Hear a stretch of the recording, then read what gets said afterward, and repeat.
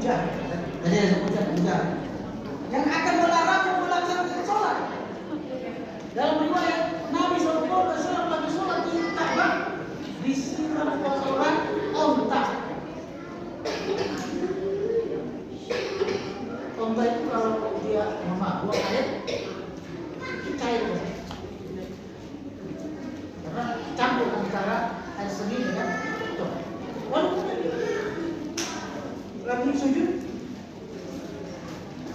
ditimpa di kepala Nabi Muhammad SAW yang melak anaknya Fatimah. Ini ceritanya. Orang ayat itu kau tidak melihat Muhammad kepada Abu Jahl yang akan melarangmu. Nabi tidak sebut namanya. Kenapa nggak disebut namanya? Motor-motor yang berkenaan sebut namanya. Hanya ada 2-3 orang jahat yang disebut namanya. Firaun, Haman, Abu Lahab. Ya Abu Lahab.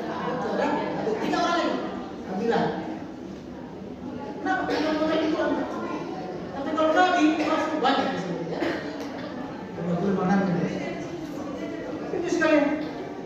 Abda bin Rasulullah melaksanakan sholat. Makanya kalau ada orang sholat yang diganggu,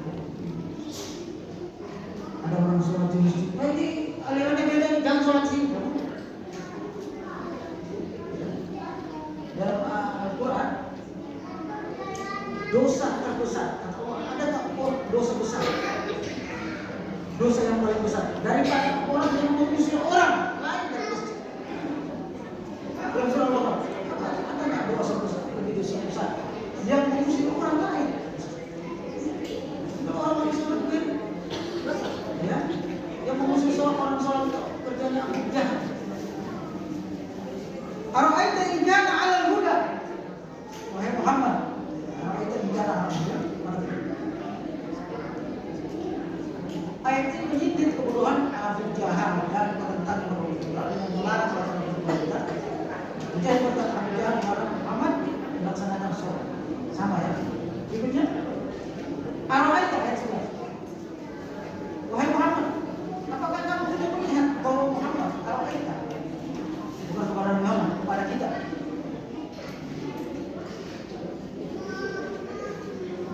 Ara'aita in kana 'ala al-huda. Apakah kamu tidak melihat bahwa Muhammad berada dalam petunjuk Allah, yaitu berada dalam keistiqomahan dengan terus melaksanakan sholat. Ini Muhammad SAW, ya, ibu sekalian, dalam kondisi apapun mau diserang tetap sholat. Makanya kita di sini ara'aita in kana 'ala al-huda. Kamu tidak tahu bahwa dia dalam hidayah Allah. Au amara bi taqwa. Dan dia memerintahkan untuk menjadi orang ya bertakwa kepada Allah Subhanahu wa taala. Bahasa kita begini. Wahai Abu Jahl, kenapa engkau mengusir mencegah orang sholat padahal dia orang yang mendapat hidayah dari Allah? Dan padahal dia adalah orang yang bertakwa. Nah ini juga ayat menunjukkan misalnya hati-hati dengan orang sholat dan hati-hati dengan orang bertakwa. Jangan disakiti. Ya. Karena itu pekerjaan Abu Jahl, tukang menyiksa atau mengganggu orang-orang yang sholat dan orang-orang yang bertakwa. Makanya kalau ada tetangga kita, ya, ibu, saudara kita, teman kita yang bertakwa, hormati, karena itu dia paling mulia. Sampai ayat ini mengatakan, jangan yang kita hormati banyak urusnya doang, orang kaya doang yang kita hormati, orang miskin yang bertakwa yang sholat karena kita hormati.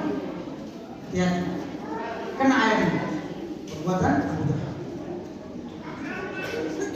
Abu amara bertakwa, bahkan bukan cuma bertakwa, dia memerintahkan orang untuk bertakwa kepada Allah Subhanahu wa taala. Itu dari Muhammad SAW.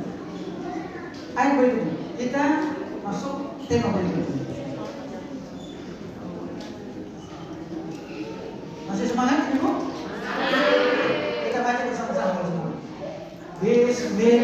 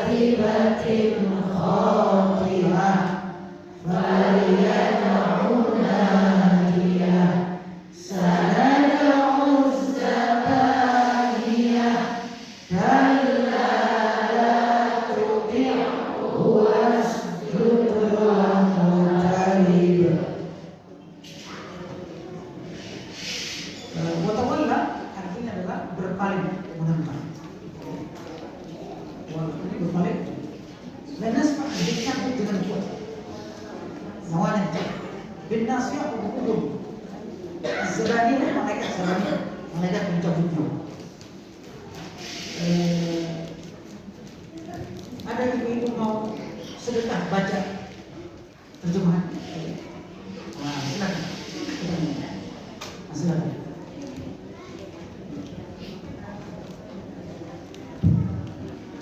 Bagaimana pendapatmu jika orang yang melarang itu Abu Jahal mendustakan dan berpaling? Tidakkah dia mengetahui bahwa sesungguhnya Allah melihat segala perbuatannya? Ketahuilah, sungguh jika dia tidak berhenti dari perbuatannya, niscaya kami tarik ubun-ubunnya, ubun-ubun orang yang mendustakan lagi durhaka. Maka biarlah dia memanggil golongannya atau pengikutnya.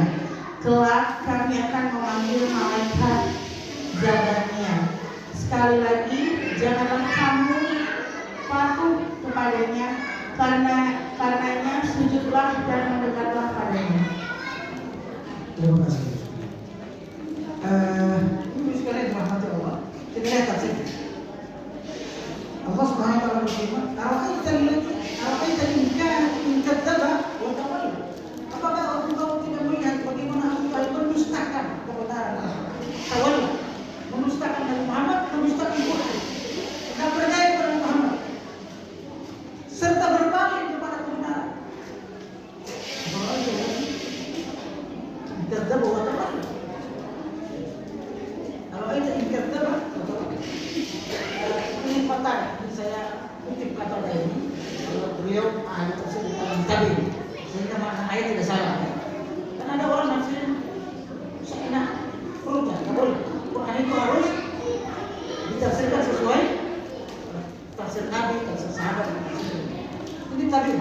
Dia berkata maksudnya adalah Abu Jahal mendustakan dan berpaling kepada Allah, bukan orang lain. Wahai Muhammad, kamu tidak tahu Abu Jahal berpaling. Kenapa? Karena ini ada riwayat lain ya di ayat ini. Abu Jahal itu didakwahi oleh Nabi Muhammad bukan sekali, tapi berkali-kali. Pertama kali Nabi Muhammad jadi Rasul, beliau datang ke rumahnya Abu Jahal.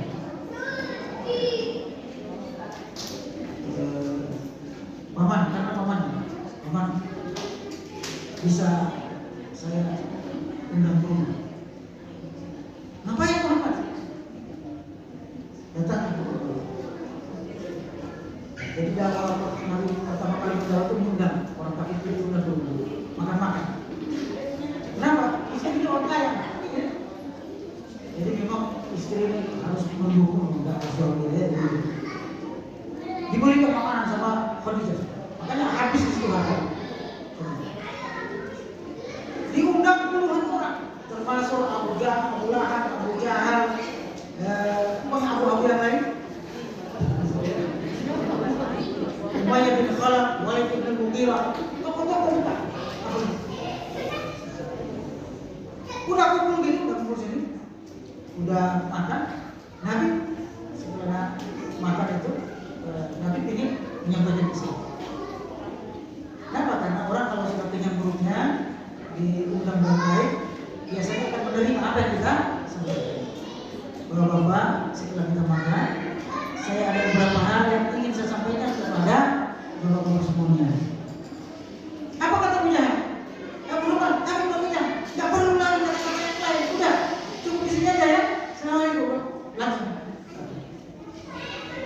Itu kerjanya Abu Jahal. Tidak sempat tadi, udah kabur. Dia ngajak orang.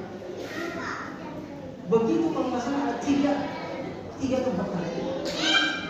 Terakhir itu diajak ke Bukit Sofa. Bukit Sofa. Nabi SAW. Wahai penduduk Mekah, masa udah juga. Wahai penduduk Mekah, Nabi naik di Bukit Sofa. Sofa nggak seperti sekarang, masih asing ya, setinggi naik. Wahai penduduk Mekah, saya tanya kalian, apakah saya bohong? Kata semua orang-orang hadir, "Man jarrabta 'alaika kadhiba." Wahai Muhammad, kami percaya karena engkau tidak pernah berdusta selama hidup dengan kami. Kami tidak pernah lihat. Baik, kalau saya katakan kepada kalian, ada pasukan berkuda yang akan menghancurkan kota Mekah hari ini, apakah kalian percaya? Kami percaya. Kami tidak pernah bohong. Baik. Kalau saya katakan kepada kalian bahwa tidak ada Tuhan yang lain kecuali Allah, apakah kalian percaya? Sebagian bilang percaya, tapi sedikit. Sebelah sini bilang nggak percaya. Masa ada Tuhan cuma satu? Selama ini kita nyembah 360 Tuhan saja, masih sulit ekonomi, masih sulit. Tuhan belum bantu, apalagi cuma satu. Cara berpikirnya begitu, ya kan? Namanya masyarakat jahiliyah itu. Dan apa kata Abu Jahal? Itu tadi orang lain. Abu Jahal.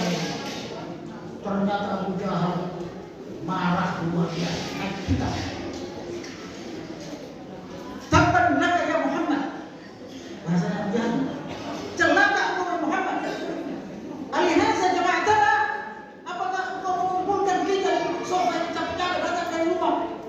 Ente menawarkan Tuhan yang satu agar supaya masuk agama. Bahasa kita. Bahasa kita. Pokoknya kata-kata kotor terus. Tahu nggak ibu sekalian? Marah nggak Allah nabinya gitu? Marah. Surat apa yang itu? Langsung terus turunkan surat satu surat yang berbahaya sekali. Surat apa? Allah. Tabbat yada Abi Lahab. Itu Abu Lahab. Ada yang mengatakan Abu Lahab Abu Jahal sama. Satu orang yang sama. Tabbat yada Abi Lahab. Ma'afna anhu maluhu wa ma kasab. Karena dia bilang sini tabban laka ya Muhammad. Langsung Allah balas. Tabbat yada Abi Lahab.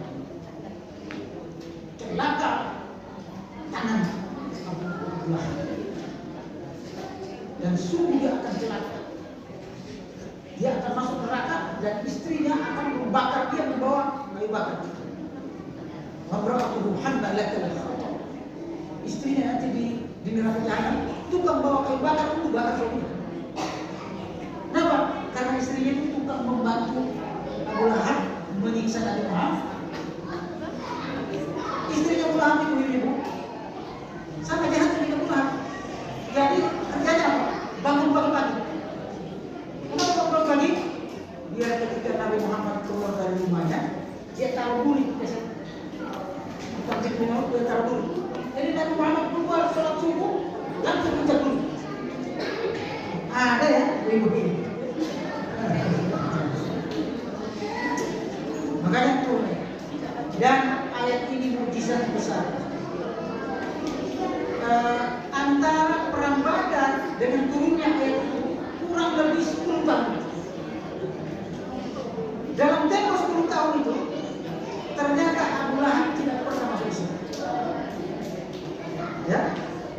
sehingga berlaku ayat itu, celaka masuk di neraka jahanam.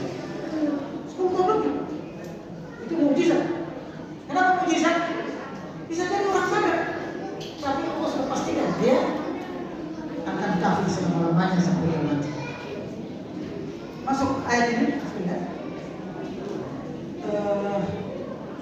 mendustakan yang keempat.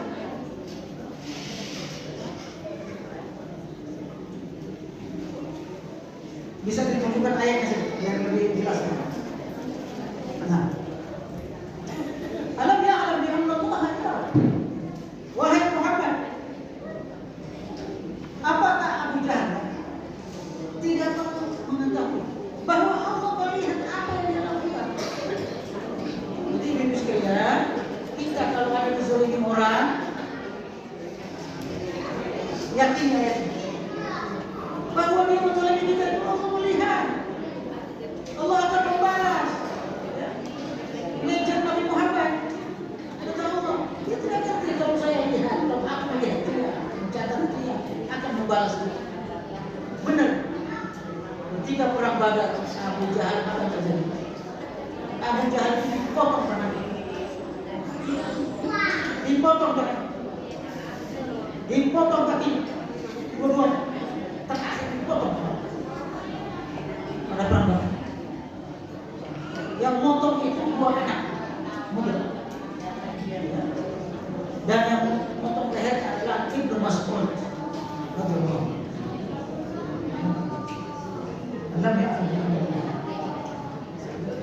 Makanya kata Allah Subhanahu wa taala pada ayat ini, "Kalla la illam yantahi la nasfa'an bin nas." Saking marahnya Allah itu, apa kata Allah? Wahai Muhammad, kalau Abu Jahal itu enggak berhenti dari pekerjaannya, la yantahi, tidak berhenti dan pekerjaannya menghina engkau, menyakiti engkau, ya, menyakiti orang Islam. Kalau dia tidak berhenti, la yantahi la nasfa'an bin nas, maka kami pasti nasfa itu mencabut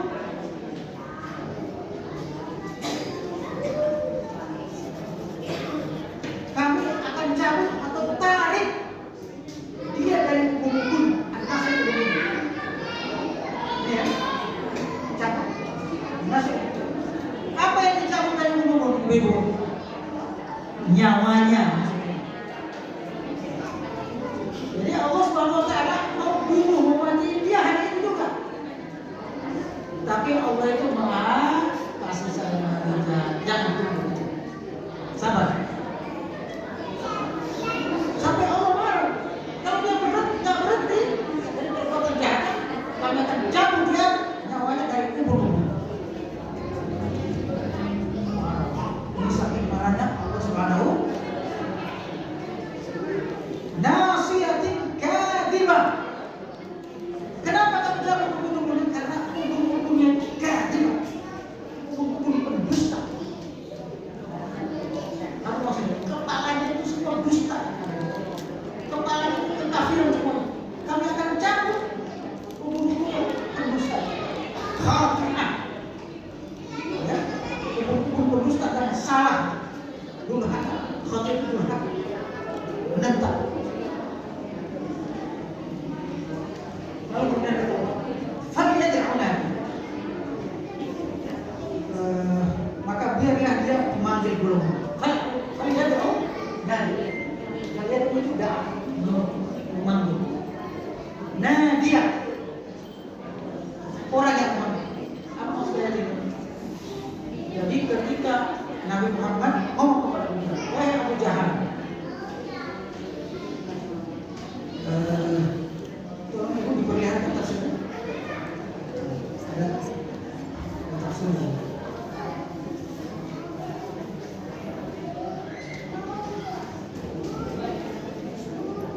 Nah, kata Ibnu Katsir, Abu Jahal itu ketika disebut oleh Nabi Muhammad, "Wahai Abu Jahal, nanti engkau disiksa di neraka. Nanti engkau akan dicabut nyawanya oleh Allah." Apa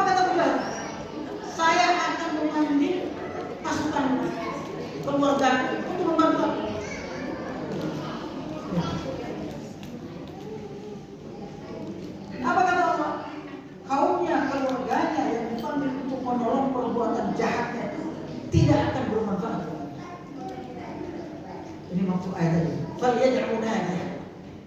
Silakan dia panggil semua keluarga untuk menolong dia. Tidak ada ini. Apa maksudnya kalau kita terapkan di zaman kita ini? Jangan ngandalin orang lain. Ya. Nanti juga beres. Ya. Kalau saya nanti meninggal dunia, ya nanti juga ada yang doain saya. Kalau dia tidak doain, atau kita misalnya berbuat jahat, mencuri, korupsi, tenang aja, kan ada backingan saya, yang backing saya. Nanti ada orang dalam yang akan membebaskan saya. Karena ada sebagian orang gitu, korupsi, dia tidak takut korupsi, kenapa? Karena ada yang backing dia.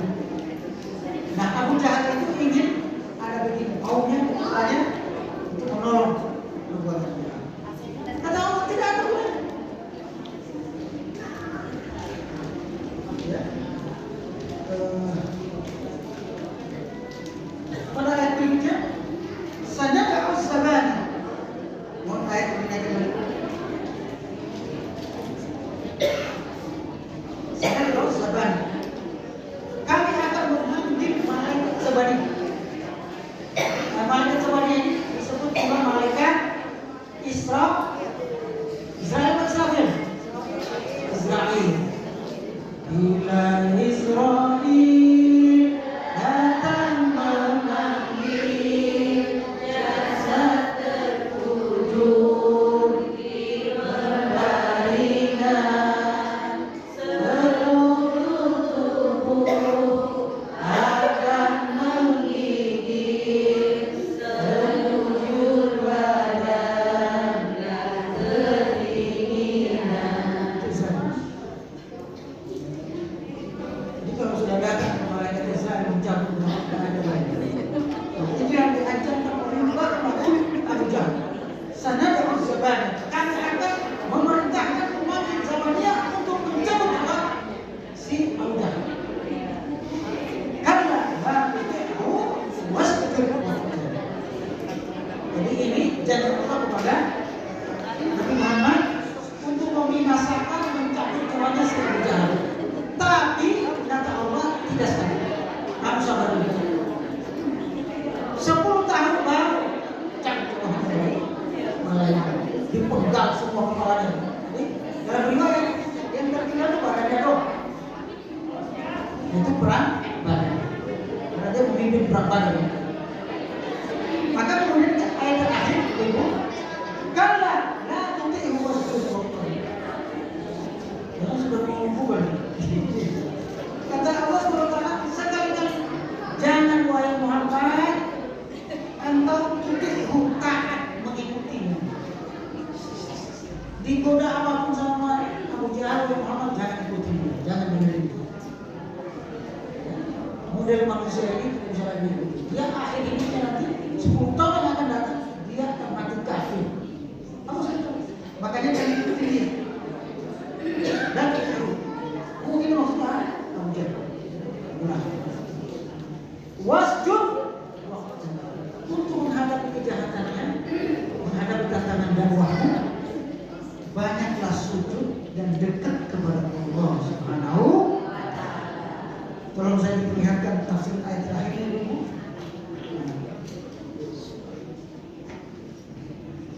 Bukan seperti yang dikatakan oleh Abu Jahal mencegah sholat.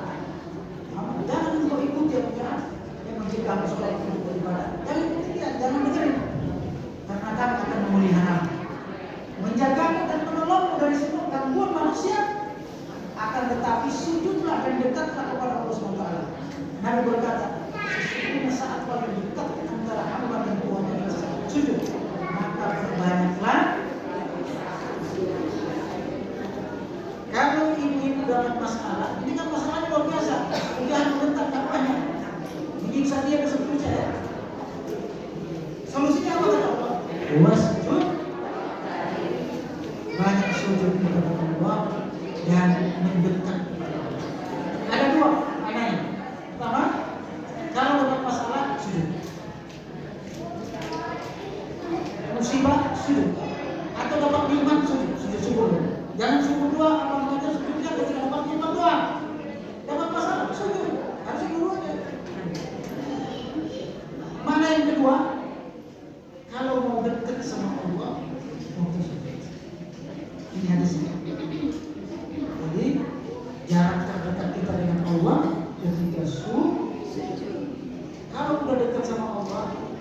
Kira-kira kita mau minta apa?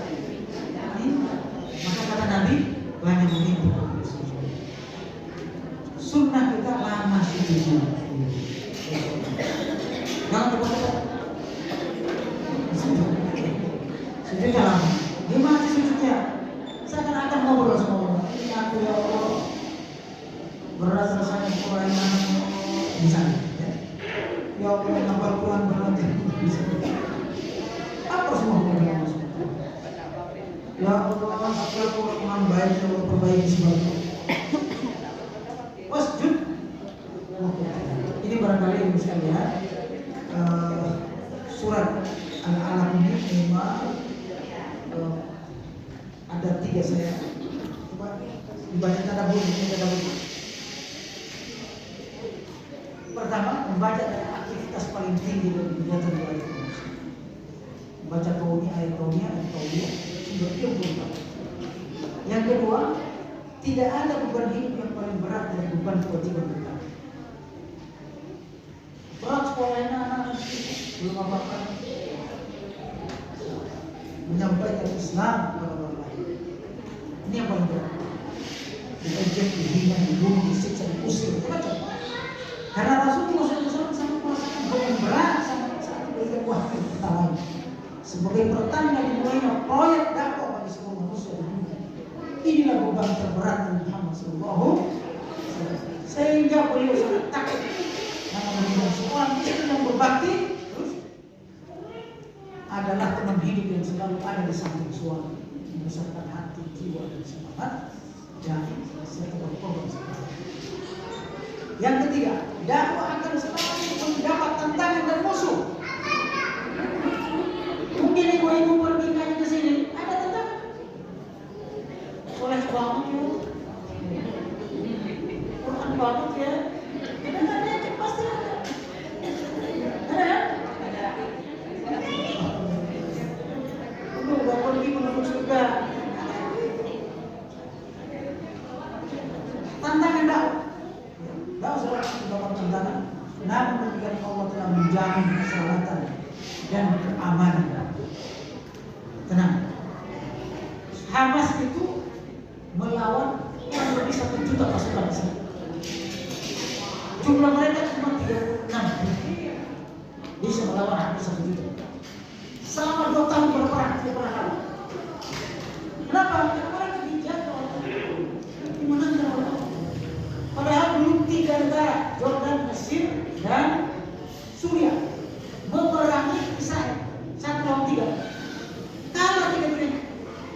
Dalam tempo 6 hari kalah 3 negara, Mesir, Jordan, dan Suriah. Tapi lawan Hamas 2 tahun kalah. Kenapa? Karena mereka dalam bukan cuma sekedar politik. Kalau 3 negara itu politik ya perang. Kalau ini dia tidak mempertahankan negaranya, membebaskan negaranya, umat Islam. Maka dia dijamin keamanan oleh Allah. Yang keempat, banyak sujud kepada Allah adalah sarana pertemuan dan pendekatan paling efektif seorang dai. Dan senjata yang paling baik menguatkan jiwa dan memperoleh pertolongan Allah untuk sujud. Jadi banyak sujud. Saya cerita sedikit ya sebelum cukup. Boleh? Masih ada waktu? Waktu itu mahal sebenarnya. Kalau diberikan waktu ini, insya Allah. Suatu ketika teman saya, namanya Pak Budi, dari Pondok Mulia, dari Mampang. Beliau pemulak seperti buta.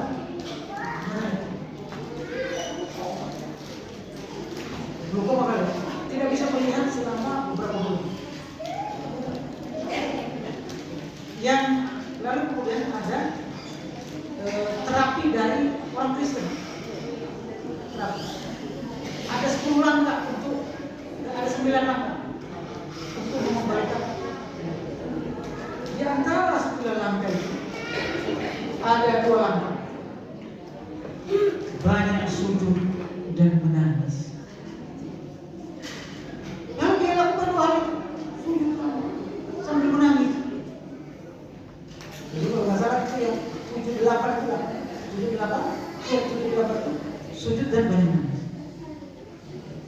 seminggu dia lakukan, sungguh menangis, melihat kembali sebenarnya.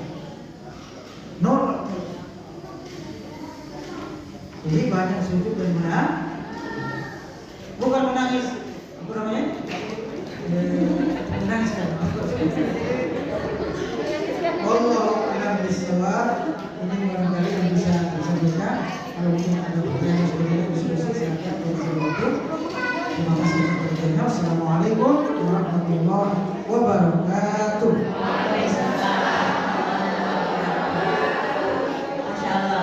Ini tinggal sesi tanya jawab. Jadi mohon dipersiapkan pertanyaan yang mungkin dari materi tadi banyak yang sudah paham ya, tapi ada yang belum paham. Jadi silakan kesempatan pakai sebaik-baiknya. Ayo silakan yang mau ini. Sabar ya. Ya, siapa aja coba? Tolong yang door press nih untuk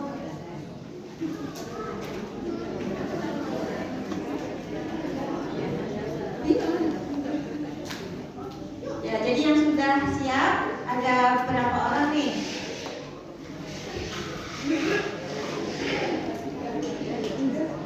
Berarti 3 penanya. Tolong disiapkan pertanyaannya. 1, Ibu Hirda. Dipilih ya yang tengah biar nanti dulu. Yang tengah 1 Ibu siapa? Bu Yaya. Kemudian ya Bu Irda dulu ya paling depan. Nanti menyusul masih ada lagi. 3 dulu. Bismillahirrahmanirrahim. Assalamualaikum warahmatullahi wabarakatuh. Ustaz izin bertanya, sesuai tema mengapa Allah itu mengangkat derajat manusia, derajat tinggi kepada manusia yang tertinggi. Itu saja. Terima kasih. Assalamualaikum warahmatullahi wabarakatuh.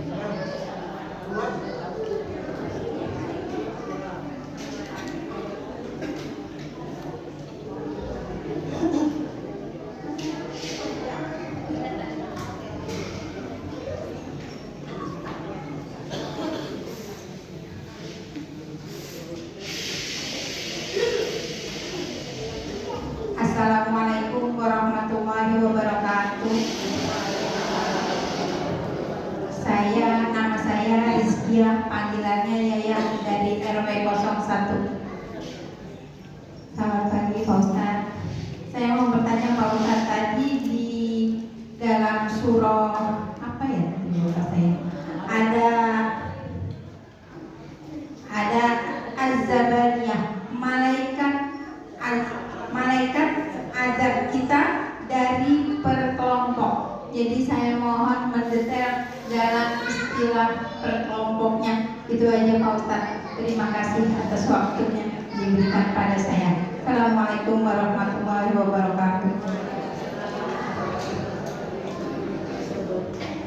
Assalamualaikum warahmatullahi wabarakatuh. Nama saya Rini dari RW 3.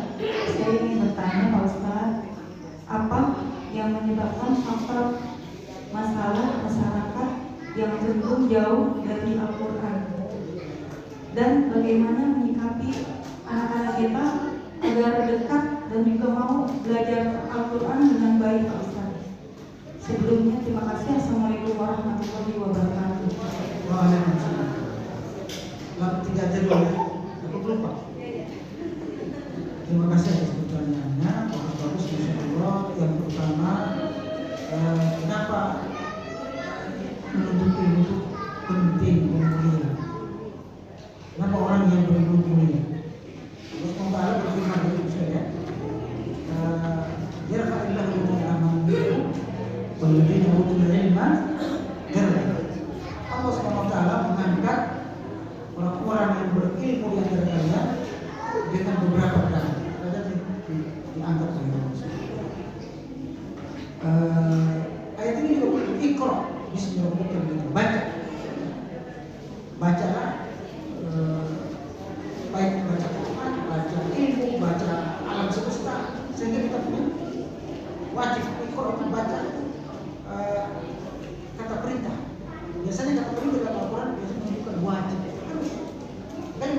wajib.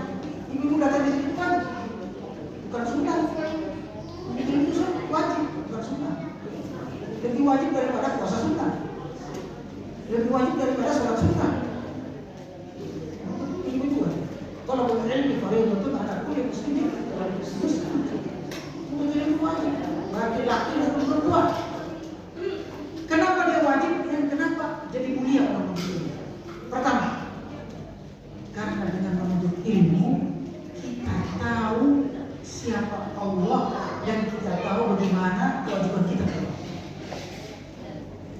Yang kedua, dengan menuntut ilmu kita tahu mana yang benar, mana yang salah.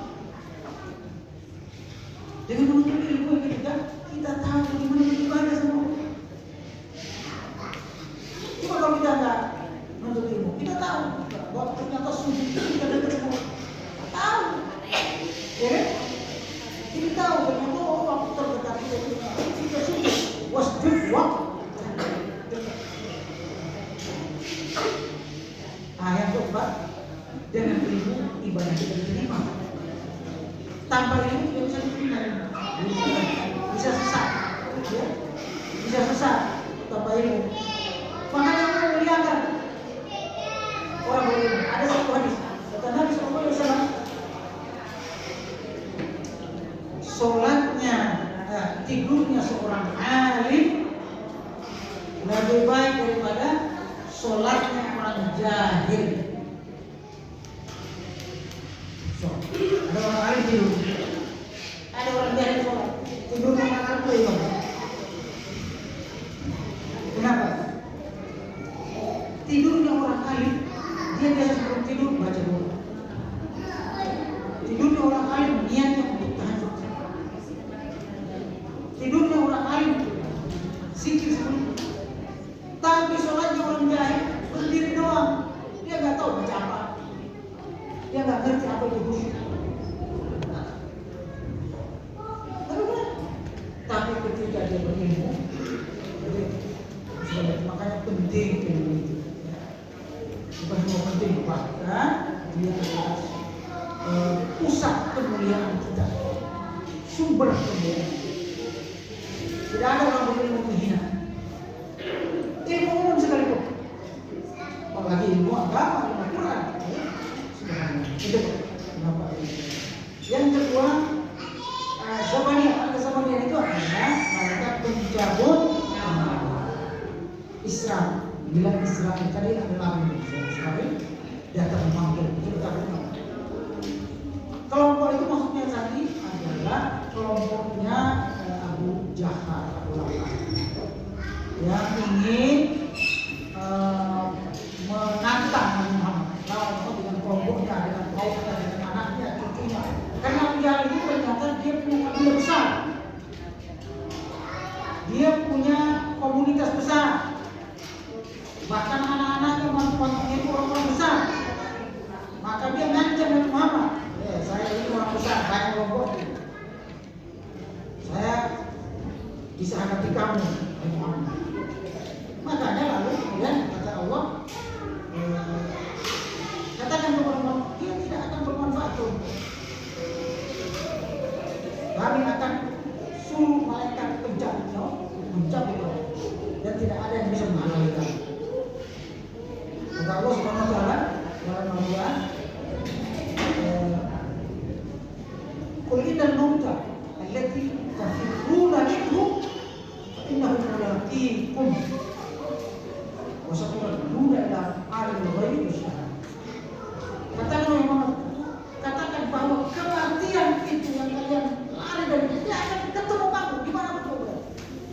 Di ayat yang lain, walau kuntum fi burujin syadida, walaupun kalian berada di benteng baja, tutup baja, jalan dari malaikat maut bisa masuk mencabut. Nah, jadi itu malaikat. Jadi apalagi cuma sekelompok orang ya akan mampu menahan malaikat mencabut. Itu maksudnya. Yang ketiga,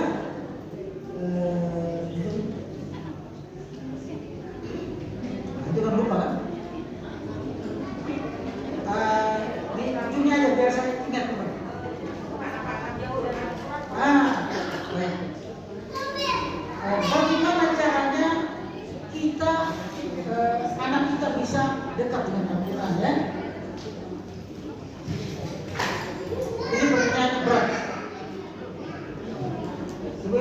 juga ingin bertanya begitu kan?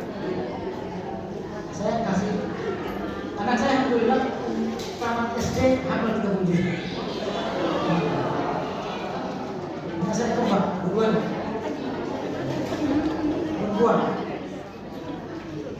Alhamdulillah anak saya itu tapi semuanya hafal. Karena saya punya beberapa tahfiz dulu, tapi sekarang saya pindahkan ke Muradi. Kiat-kiatnya gimana? Suka yang pertama mulai dari suami istri. Bapak sama ibu sering bertemu, sehingga anak itu terbiasa. Oh, ternyata pekerjaan yang paling sering bapak ibu saya lakukan begitu. Ya. Anak-anak itu akan terpengaruh dengan lingkungan keluarga. Karena hadisnya anak itu lahir dalam keadaan suci, bersih, putih hatinya. Bapak ibunya lah yang mewarnainya. Apa dia di Yahudi, Nasrani, Majusi. Jadi bapak ibu harus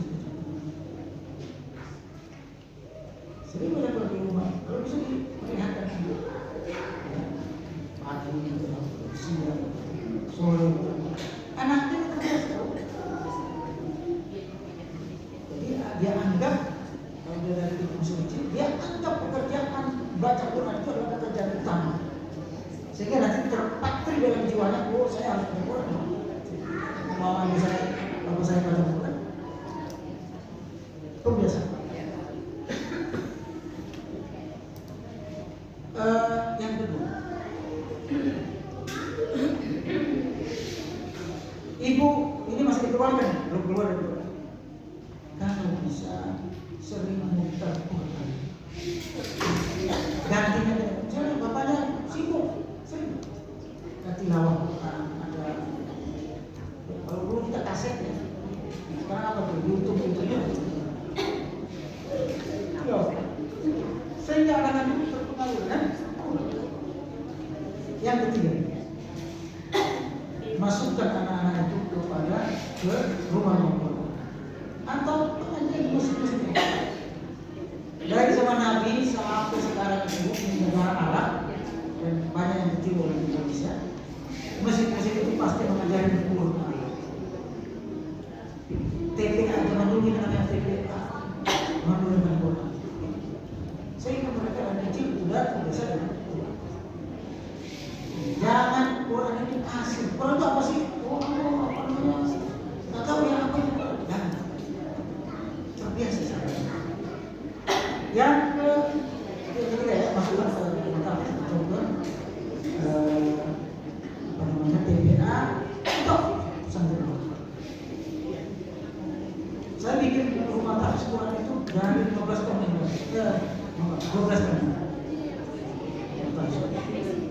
Masya Allah, setahun apa 30 juz. Sekarang saya pindahkan ke Muradi. Yang ke berapa? Kembar. Anak biar soleh, bukan Quran yang bisa sholat. Jangan kasih makan makanan minuman pakaian yang haram atau syubhat. Nah jelas sumber dari syubhat. Pastikan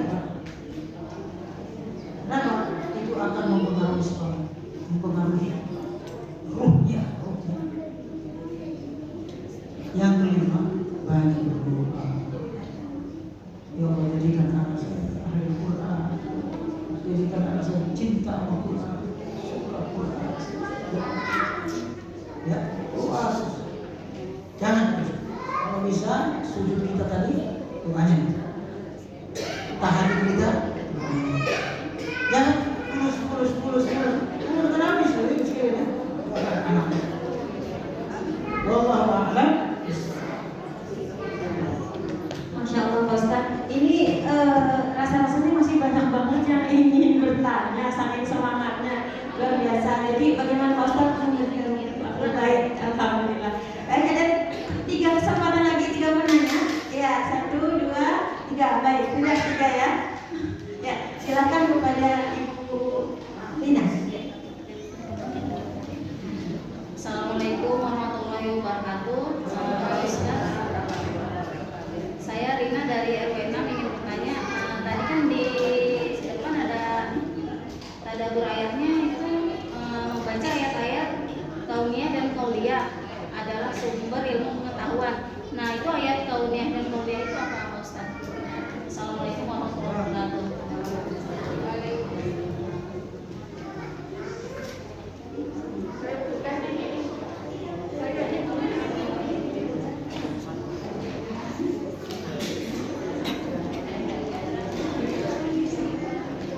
Assalamualaikum warahmatullahi wabarakatuh. Saya Ibu Titin dari RW 8. Pertanyaannya kan tadi Pak Ustadz bilang dengan sujud kita mendekatkan diri ke Allah. Tapi bagaimana dengan lansia gitu ya yang udah sujudnya udah agak susah.